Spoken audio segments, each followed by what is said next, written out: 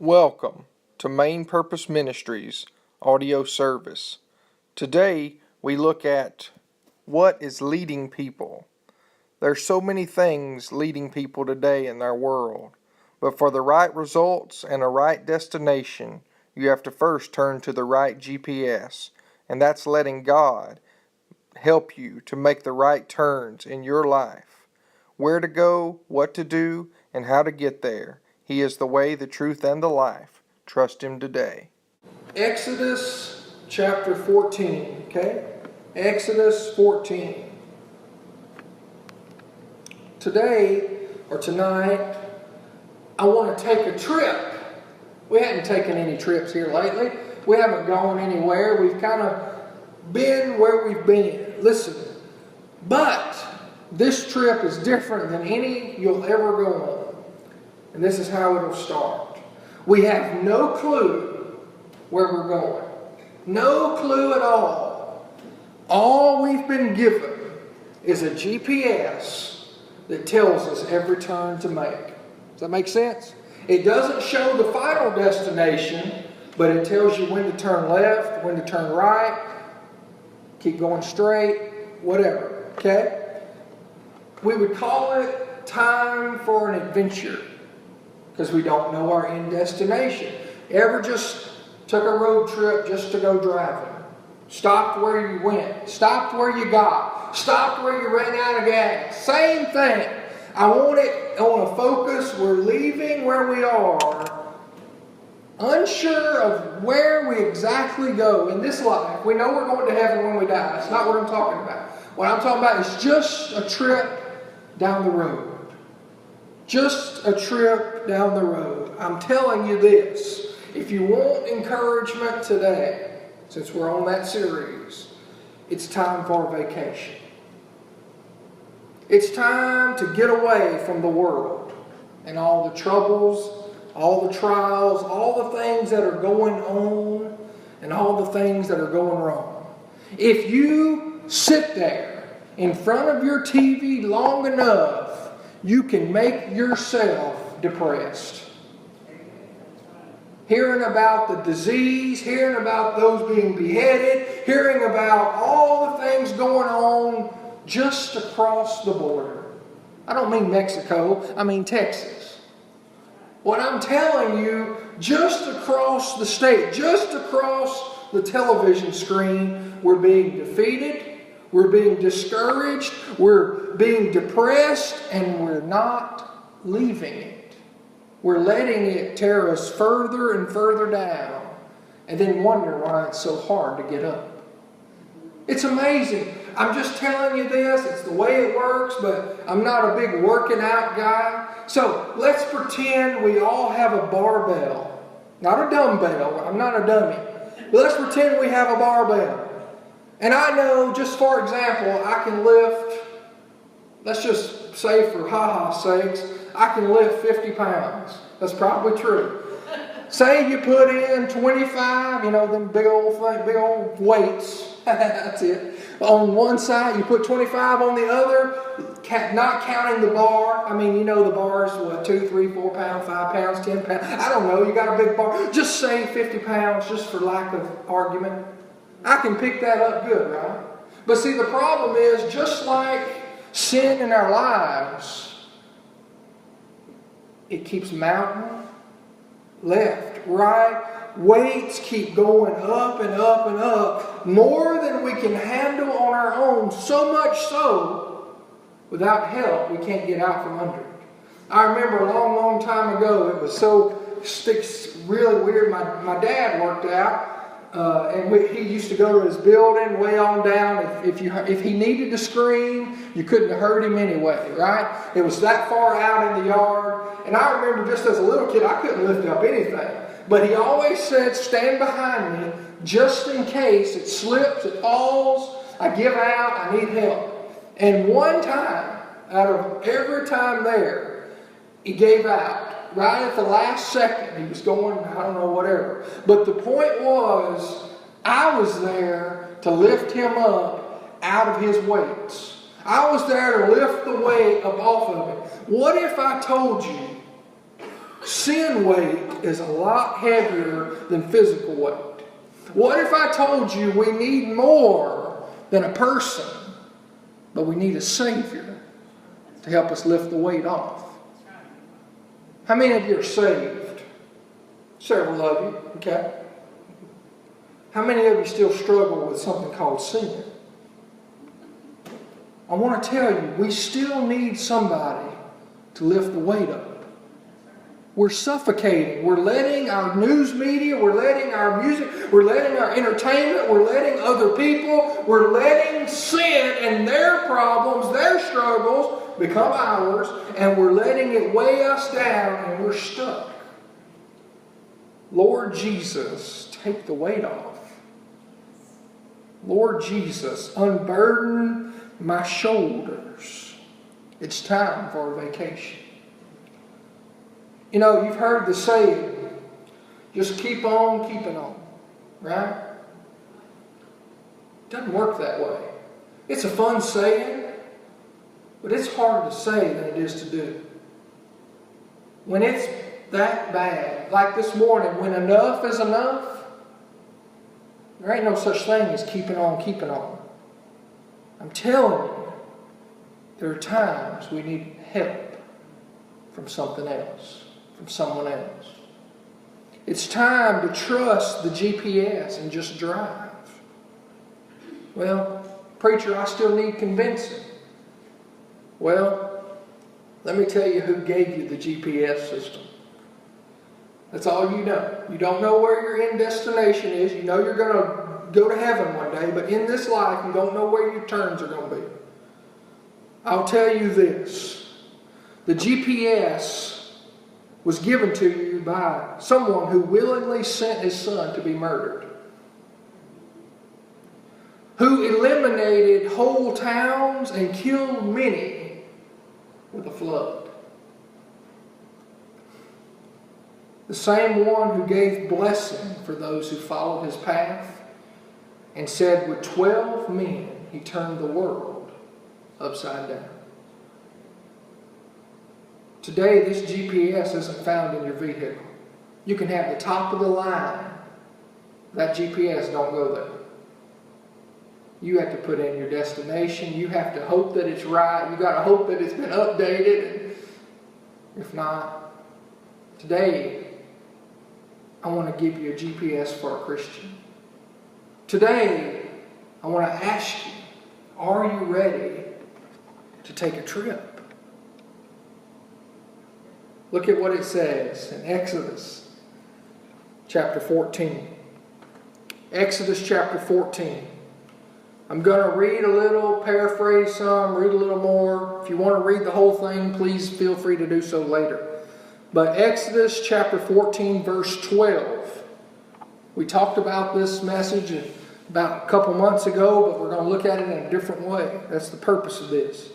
Is not this the word that we did tell thee in Egypt?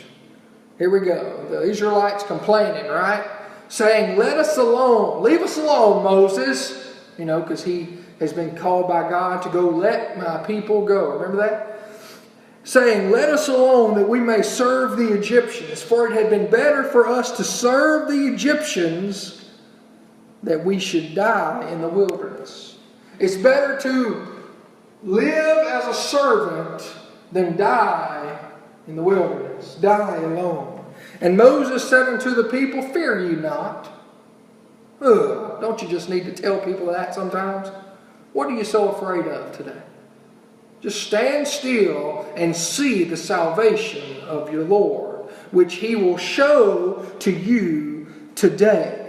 For the Egyptians whom ye have seen today, ye shall see them again no more. The Lord shall fight for you, and ye shall hold your peace. Not hold your sin, not hold your weight. He'll fight, so you just hold the peace. Wouldn't that be great? Just hold your peace. That's all you got to hold. And you handle that. That's what he's saying today. And the Lord said unto Moses, wherefore criest thou unto me? Speak unto the children of Israel that they go forward. But lift thou up the rod, and stretch out thine hand over the sea, and divide it, and the children of Israel shall go on dry ground through the midst of the sea. We have been told where to go. We've been told what to do. We've just got to make it there and do it. Look at what it says. Verse 21. And Moses stretched out his hand over the sea, and the Lord caused the sea to go back by a strong east wind all that night. Took all night to do it. Well, we just expect every miracle to be instant, right? God's timing, right? And made the sea dry land, and the waters were divided. Listen to this. And the children of Israel went into the midst of the sea upon dry ground, and the waters were a wall unto them on the right hand and on the left hand. And it came to pass, this is 24, that in the morning watch the Lord looked upon the host of the Egyptians through the pillar of the fire and of the cloud, and troubled the host of the Egyptians, and took off their chariot wheels, that they drave them heavily. So that the Egyptians said, Let us flee from the face of Israel, for the Lord fighteth for them against the Egyptians. So it was so amazing a moment that even the Egyptians said, God's fighting for them. We need to run. We need to leave. We need to leave them alone because God's on their side. Whew. And the Lord said unto Moses, Stretch out thine hand over the sea, that the waters may come again upon the Egyptians, upon their chariots, and upon their horsemen. And Moses stretched forth his hand over the sea, and the sea returned to his strength when the morning appeared, and the Egyptians fled against it, and the Lord overthrew the Egyptians in the midst of the sea. And the waters returned and covered the chariots and the horsemen and all the host of the Pharaoh that came into the sea after them. There remained not so much as one of them.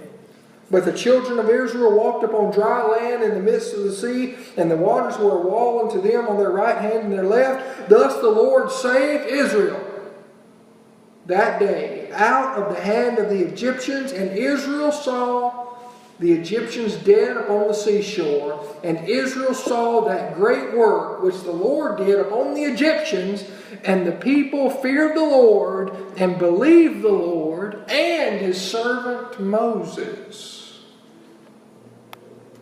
Today, I want to break apart, if you will, break apart one of the most famous quotes people quote in time of need.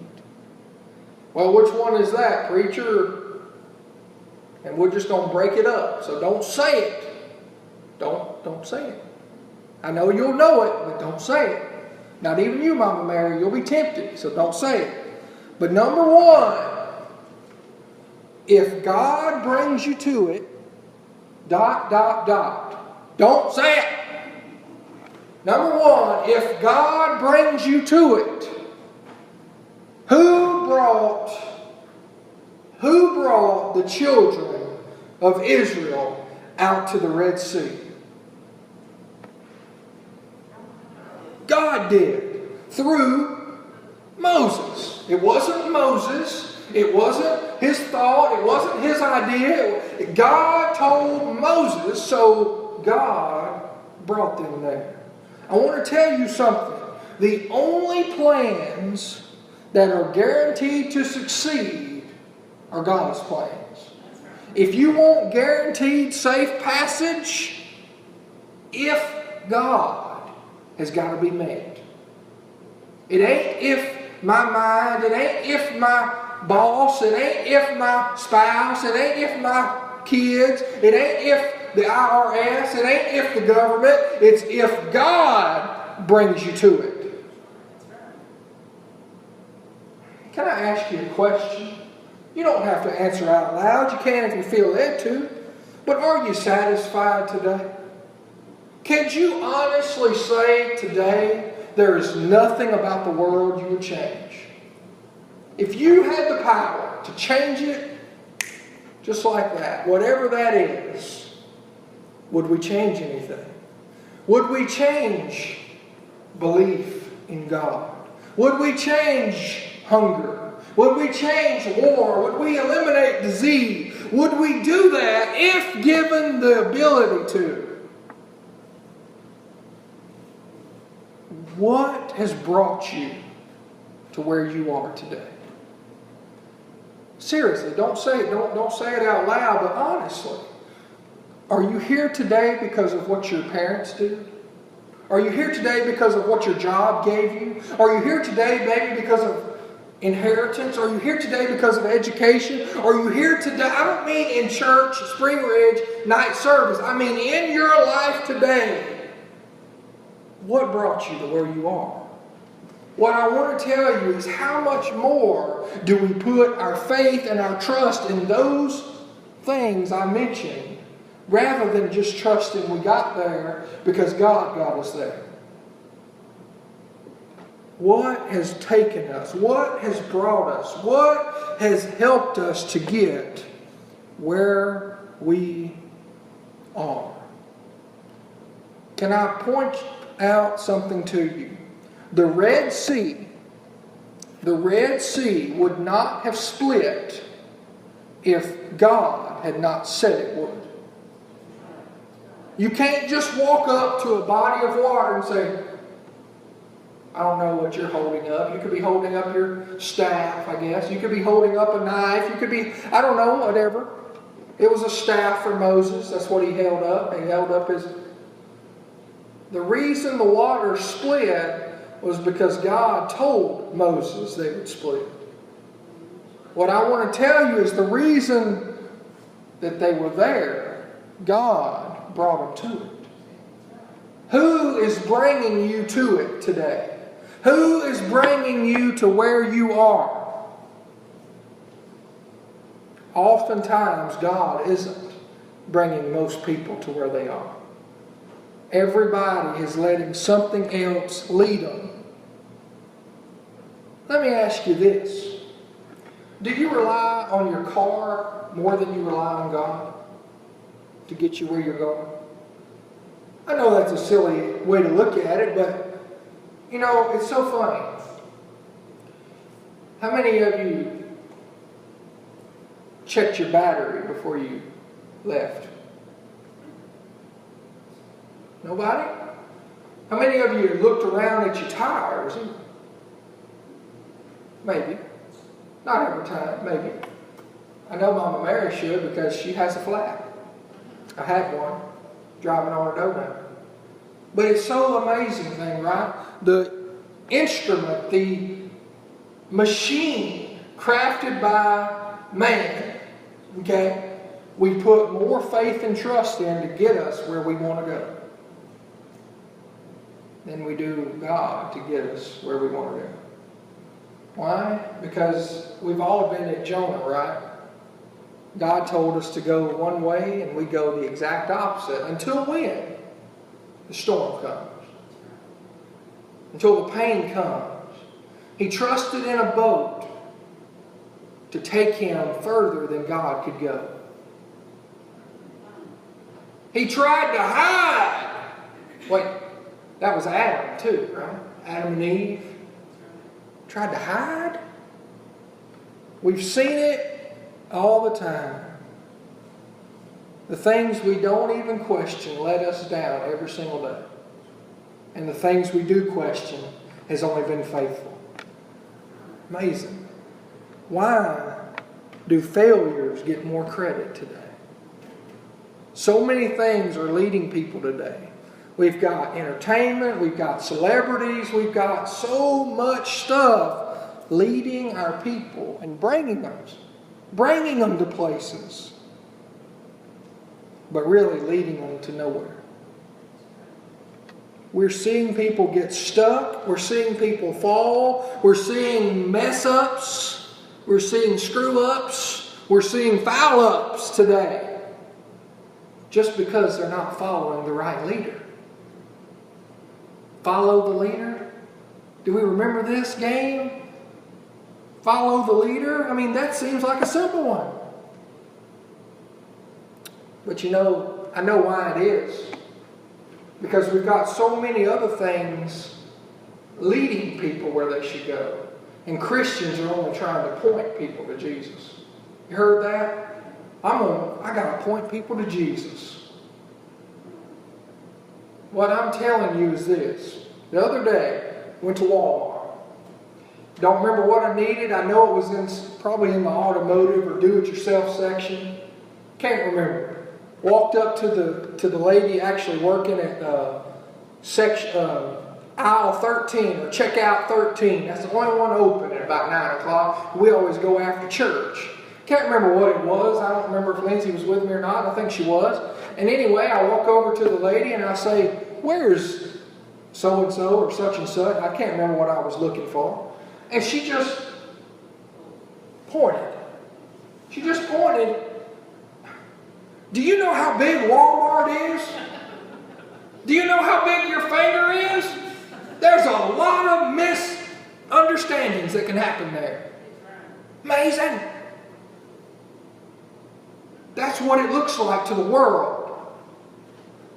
Pointing people to Jesus? Really? He's over there if you want to go get him. Where? You have one Jesus and about 12 billion other temptations. How are they going to find Jesus? I never found it. I went back there, I was searching, I went looking, I went under every aisle, I could not find it anywhere. Nowhere. I was leaving out defeated, and this little old man, they'll employ anybody at Walmart. Little old man, I'm not making fun. Little bitty guy. Walked over to him, and he's only one in there who says what's on his vest. "Can I help you?" The only person ever in Walmart to ask me, "Can I help you?" Most people just point to their back, because that's where it's at. Welcome to Walmart. How may I help you? No. You don't get that anymore. You don't get friendly people anymore. You don't get nice people. You don't get courteous people. You don't get any people, and you sure don't get them if they go to church. Uh-oh. Some of the meanest people I've ever met go to church. Not none of y'all, okay? Except maybe Miss Eloise, okay? But that's okay, because she's in church. We need her in church, okay? I'm just kidding. But what's amazing, I went up to that guy, and I told him what I was looking for, the same thing. And he didn't point. You know what he did? He led me to it. He walked me straight to it. No problem. We found it. I got it. It was what I needed, what I wanted. He took me to my item. Don't point people to Jesus. Lead them to Jesus. Show them how to get there. Walk them there. Paul said it best. Follow me. Follow me. Paul said follow me. Why? Because he was following Jesus so much that if they would follow him, they would make it to Jesus.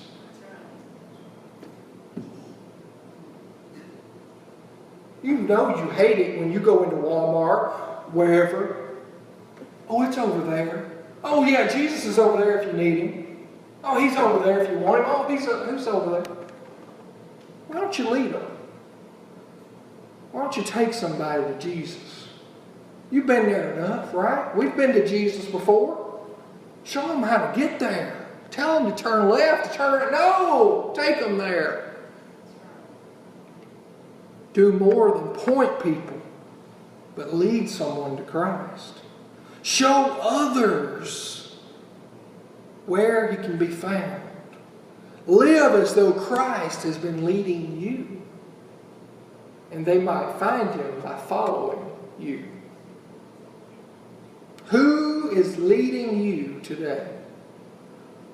Well, nobody tells me what to do. Nobody. I'm my own man. My own woman. I can't, nobody tells me what to do. Nobody, nothing. I don't have enough faith for that. I'm just going to be honest with you. I don't have enough faith to say that nobody can tell me what to do. I still need God to tell me what to do. Because every time I try on my own, I mess up, even worse than I would have. Well, oh, wait. This is just added extra. What about this one? Well, I pull myself up by the bootstraps. Heard that one? Well, I'm sorry, I can't. I need Jesus, and I'm not afraid to admit it. Today, He needs to be leading. He doesn't need to be the back pocket excuse. He doesn't need to be on the mantle when I need Him. He doesn't need to be in the medicine cabinet. He doesn't need to be the fix-a-flat you only pull out when you got the flat. He needs to be leading. Today, I don't need bootstraps. Today, I don't need an attitude that says nobody can tell me what to do. Today, I'm going with Jesus. Today, He is my leader. If God brings you to it, now say it, He will bring you through it. Point number 2. If God brings you to it, He will bring you through it. So we got it. We've seen it. Children of Israel, they've been locked up in captivity, servants to the Egyptians. They've been set free by Moses by way of God telling him to. They get out there, and now God's going to leave them for dead. That's what He said in verse 12. We would have rather lived as slaves than die out here in the wilderness. What have you done? Brought us out here to a body of water so we can what? Die? There's so many people who just don't believe in God today. There's too much doubting. There's too much fear. There's too much going to something better or else. What I'm telling you is we need to start doing what God says and believing that what He says He'll do, He'll do. He told Moses before Moses lifted his staff, He said, "You will do it, and I will part the waters for you to pass." Isn't that amazing? God has given us the way. God has shown us what we need, and God said He will bring us through. He'll bring you through. Okay? How many of you need some dry ground today? Really? How many of you are standing at that wall? All your problems are right there behind you, chasing you, trying to grab you, trying to steal you, and keep you in slavery. It's what it is, like it or not. If you don't want to give them to Jesus and you want to live in bondage for the rest of your life, oh, that'll be fun. Guess what? Hell can be your little household too later. But what I'm telling you is when you have them in front, it just seems like all the things coming at you, going to grab you, going to steal you, going to hold you back. Even when you try to get away, all you see is body of water. Wilderness. Nowhere to go, right? This is what I'm stuck with. This is what I got to live with. This is what I got to deal with. I know some folks who just need some dry ground. I can promise you this. If He doesn't part your waters, He'll give you a boat. If He doesn't give you a boat, He'll teach you to swim. If He doesn't teach you to swim, He can stop your enemies dead in their tracks. What I'm telling you is, all we've got to do is trust in Him that He'll do what He said. Let Him do what He said He would do. You just got to trust Him to do it. To God, you might like this. To God, there is no such thing as a close call. close only counts in hand grenades. Horseshoe, you got to say hand grenades too.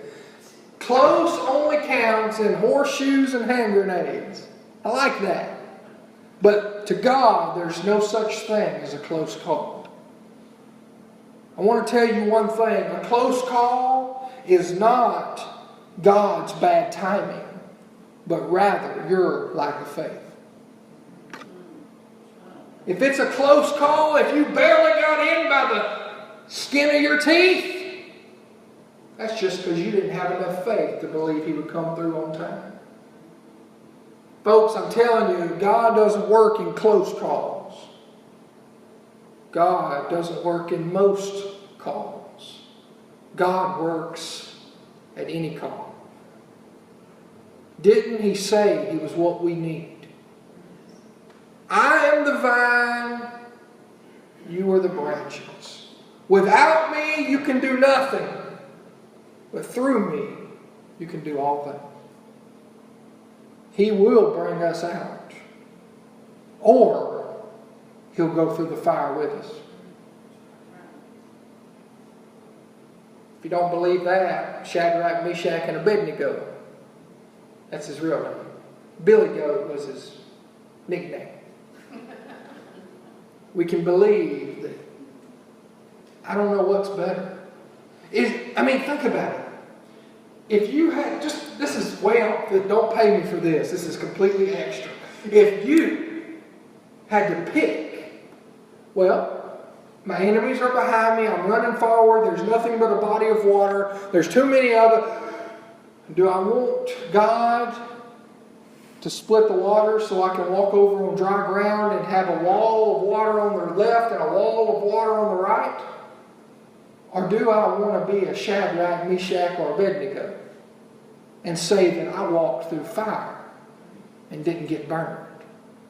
Because Jesus, remember, there was a fourth likened to the Son of God, King James Version, who looked like the Son of God. Wait, this is before Jesus came. This is before Bethlehem. This is before the cross of Calvary. But King Nebuchadnezzar, an unbeliever, recognized God better than we do even today. The Son of God will go through the fire with you. I like that one. Because when they came out, it says not even their hair was touched, nor could you even smell the fumes. Anybody ever been around fire? We know it smells after you've been around it. Your eyes get all watery and can't get close to it. You smell horrible. Sorry, that's the way it works. But the weenies were worth it, right? Marshmallows were worth it. But He'll either split the water so you can pass through safely, or He'll go through the fire with you. Give Him praise that He's brought you through before. And don't forget that He will again. It's time to take back victory. We need to quit letting the world steal what Christ has already given us. It wasn't called the Promised Land until it was promised. What I'm telling you, the Promised Land's already been given. We've just got to make it. He'll bring you through. Last one, we're through. Get it? I'm done. It's fun. Maybe you've got it so far. But if the Lord will bring you to it, He'll bring you through it. So what can be last? You don't know this. I just made this one up. Number 3, just hold on. Just wait on it. Hold tight to the promise of God. Let me tell you something. Enjoy the ride. Isn't that what a Ferris wheel's for? Isn't that what roller coasters are for? I mean, yeah, you need to hold on, right? I don't want to fall out. But aren't you meant to enjoy the ride? Let me tell you something. Christianity shouldn't be the ride of doom. Christianity shouldn't be the theme song to gloom, despair. Don't do it. And agony on me, right? What I'm telling you is so many folks are so turned off by Christianity because they see the people already on that ride. I'm telling you something. The other day I was at the fair and there's this ride that does this. You know, spins around. But then as it's spinning you around this way, it tilts up. So it's doing the same thing, but now you're up like this, looking at the ground, looking at the sky. Lindsay and Brooke rode it. That's her friend. I didn't. You want to know why? Because I saw the people already on the ride. They were scared, they were screaming, they were going crazy, and a few of them got off and saw their lunch again. What I'm telling you is we scare so many people away because we're already on the ride of Christianity. And they don't like the faces we're making. I'm going to win people to Jesus today. I got to go witness again. Heaven's Jubilee. Really? You're not going to win people over that way.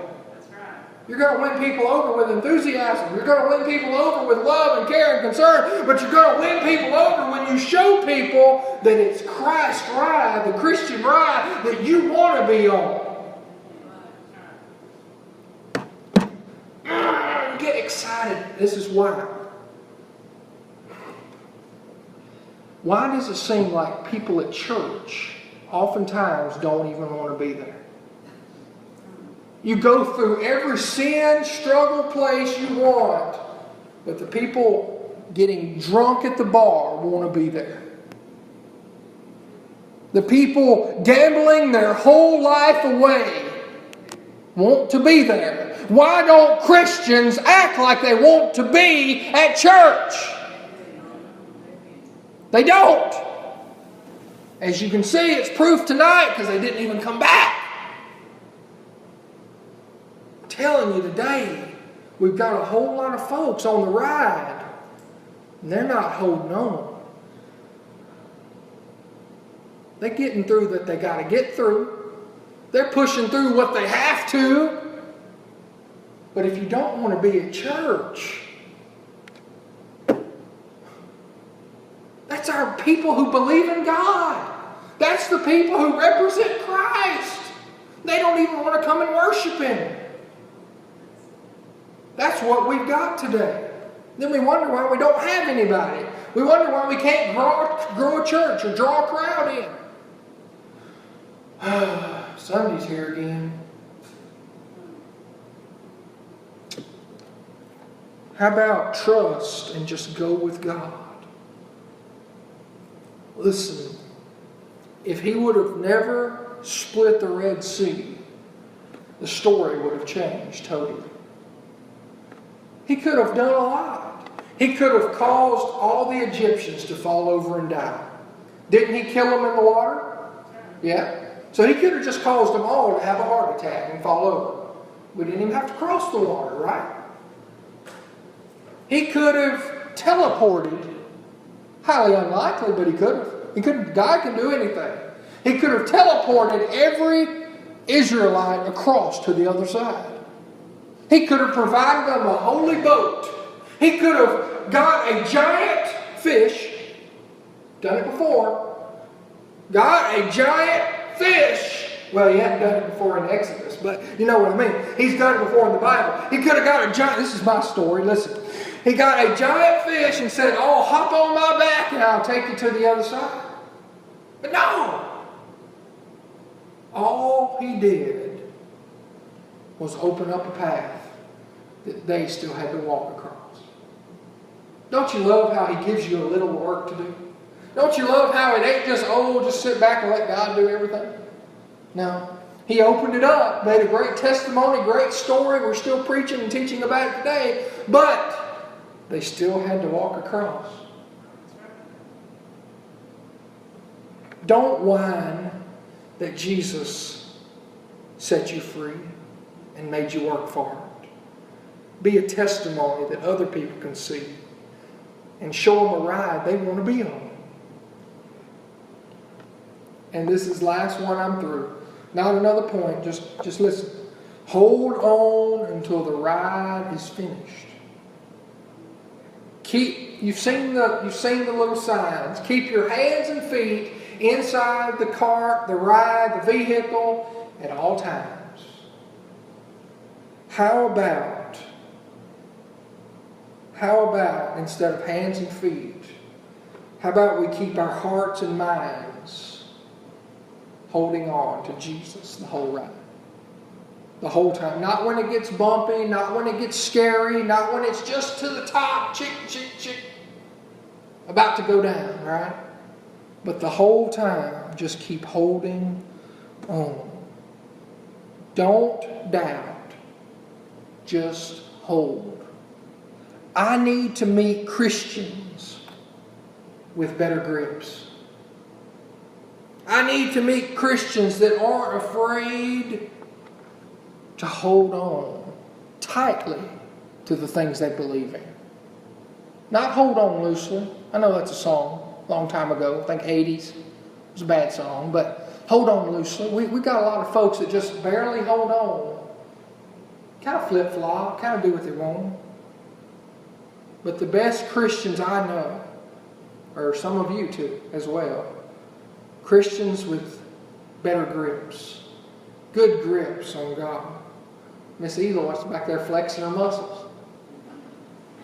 You flex? No, that's okay. She was checking her grip, I guess, because she was like. But no, I'm kidding. But I want to meet that better Christian in you today. I want to join a ride, get on a ride that's going to take me to where God needs me to be. We don't need butterfingers when it comes to holding on to Christ. When it comes to holding on to God, we should hold on with everything we have. Why? Say it with me. If He brings you to it, He will bring you through it. That was so bad. We're doing it again till we get it right. Here we go. If He brings you to it, He'll bring you through it. There you go. Okay. God's GPS. Hold on tight. Why? Because there's a sea that He's waiting to part. I know the words of this old quote can help you if you'll just put your faith and trust in the one it talks about. Let God bring you to it, and He'll bring you through it. Let the right things lead you. Let Him decide the turns you make in your life, and be a blessing to someone today.